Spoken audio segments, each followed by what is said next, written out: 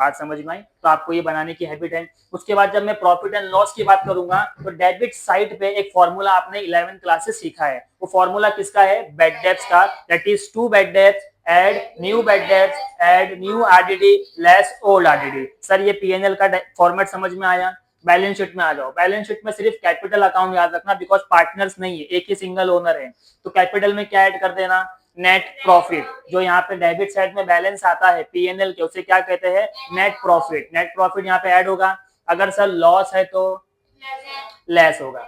Interest on capital add होता है, drawing minus होगा कैपिटल में से, और अगर इंटरेस्ट ऑन ड्राइंग है वो भी क्या होगा? माइनस होगा। तो आपको यहाँ पे कैपिटल की वैल्यू मिलेगी। बात समझ में आ गई? यानी हमको क्या क्या बनाना है? Trading account, profit and loss account, balance sheet, और क्या बनाना है? इस चैप्टर की खास बात यही है, आपको बनाना है 4 एक्स्ट्रा अकाउंट। क्या बनाना है?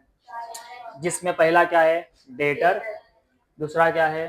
क्रेडिटर, तीसरा क्या है? चौथा क्या है? और एक पांचवा अकाउंट भी बनेगा, name is cash bank account. Cash bank account, क्योंकि मैंने अभी जस्ट जो एग्जांपल दिया, जो चाचा है हमारे दुकानदार, वो कैश बुक में एंट्री कर रहे हैं ना, 100 रुपया लेना है, 30 लेना है, 40 लेना है, तो किससे कितना लेना है और किसको कितना देना है, वो सब कहाँ पे रिकॉर्ड होता है? आज जो मैं सम्स कराऊंगा उसमें कैश बुक गिवन है, तो बनाने की जरूरत नहीं है। जब कैश बुक बनाना होगा तो इसके बाद पांचवी बुक कौन सी बनेगी? कैश बैंक, और पेपर में वो आता है। बात समझा? तो पहले ये 4 अकाउंट सीखो। अच्छा, 4 अकाउंट को सीखने के समय एक चीज छोटी सी दिमाग में बिठाओ, डेटर असेट होता है, ये लायबिलिटी है। बिल रिसीवेबल असेट्स होता है, बिल्स पेबल।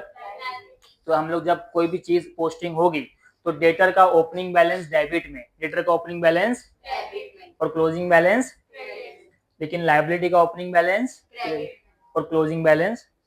समझ में आया? अपोजिट टू असेट्स होता है। जैसे कि बिल रिसीवेबल असेट है तो इसका बैलेंस ब्रॉट डाउन डेबिट में, बैलेंस कैरी डाउन, और बिल्स पेबल का ओपनिंग और क्लोजिंग।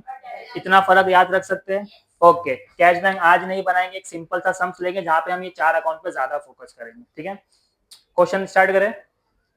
आपके सामने ये पूरा के पूरा फाइनल अकाउंट का क्वेश्चन है टिल एंड तक। क्या दिया हुआ है देखते हैं। You are given a balance sheet of Z as on 1st January 2017। ये हमारी यूनिवर्सिटी की बुक है, तो इसमें कंपनी का नाम Z है। अगर आप मनन प्रकाशन से पढ़ोगे तो यहाँ पे क्या लिखा हुआ है? X लिखा हुआ है।